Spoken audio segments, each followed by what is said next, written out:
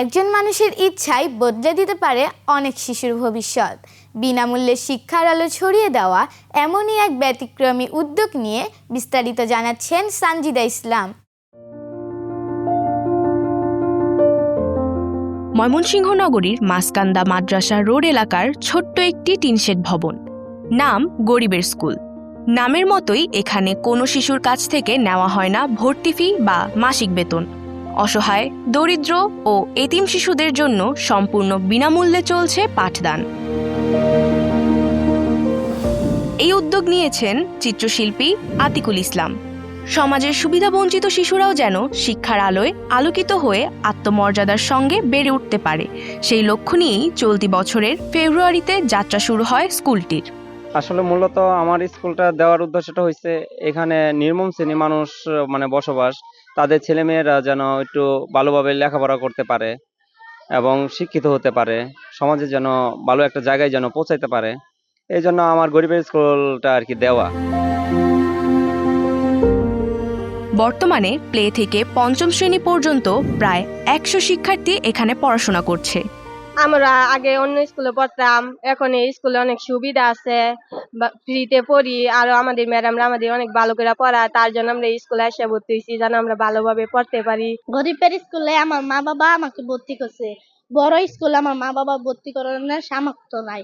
এই স্কুলে পড়ে আমার ভালোই লাগছে, আরো আমি চাই আমার স্কুলটা আরো বড় হোক, আরো আমার স্কুলটা উন্নত হোক। আমগর স্যার ম্যাডামে খুব গুরুত্ব দেয়, আমাদেরকে পড়ায়। আমাদের স্যার ম্যাডাম খুব ভালো, এখানে পড়ে আমাদেরও খুব ভালো লাগতেছে।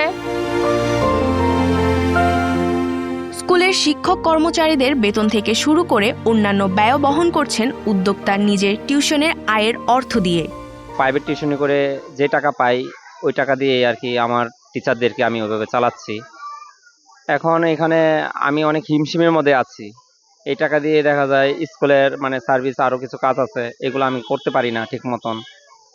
এখন যদি আমাকে সরকারিভাবে আমাকে একটু অনুদান দিত, আমার স্কুলটা যদি একটু বড় করে দিত, তাহলে আমার এখানে গরিব এতিম ছেলেমেয়েরাও একটু লেখাপড়া শিখতে পারত। স্বল্প আয়ের পরিবারের শিশুদের জন্য এই স্কুল হয়ে উঠেছে আশার ঠিকানা। সন্তানদের বিনামূল্যে পড়াশোনার সুযোগ পেয়ে স্বস্তি প্রকাশ করেছেন অভিভাবকরাও। এলাকাটা একটু আর কি নিম্ন গরিবের মধ্যে পড়ছে, তাই আমরা আতিকুল স্যারের গরিবের স্কুলে আসছি। এখানে ম্যাডাম স্যার আন্তরিকতার সাথে পড়াচ্ছেন, আমাদের বাচ্চাদেরকে ভালো পড়া পাচ্ছে তারা।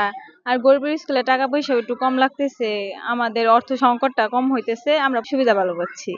আমাদের স্যার গরিব, আমরাও গরিব। গরিব স্কুলে আমরা দিচ্ছি যাতে সুযোগ সুবিধা আমরা পাই, আমাদের অর্থ সম্পদের ব্যাপারে এমনি আমরা অনেক সুযোগ পাইতেছি। আমরা চাই যাতে স্কুলটা আরো উন্নত হোক, সরকারি হোক, যাতে আমাদের মতন গরিব যারা আছে তারা এরকম স্কুলে পড়াইতে পারে। স্থানীয়দের প্রত্যাশা, সমাজের বিত্তবান ব্যক্তি ও বিভিন্ন প্রতিষ্ঠান এগিয়ে এলে আরও বেশি সুবিধাবঞ্চিত শিশুদের কাছে পৌঁছে দেওয়া সম্ভব শিক্ষার এই আলো। সাদিয়া ইসলাম নীলিমা, মুক্ত খবর, 21 টেলিভিশন।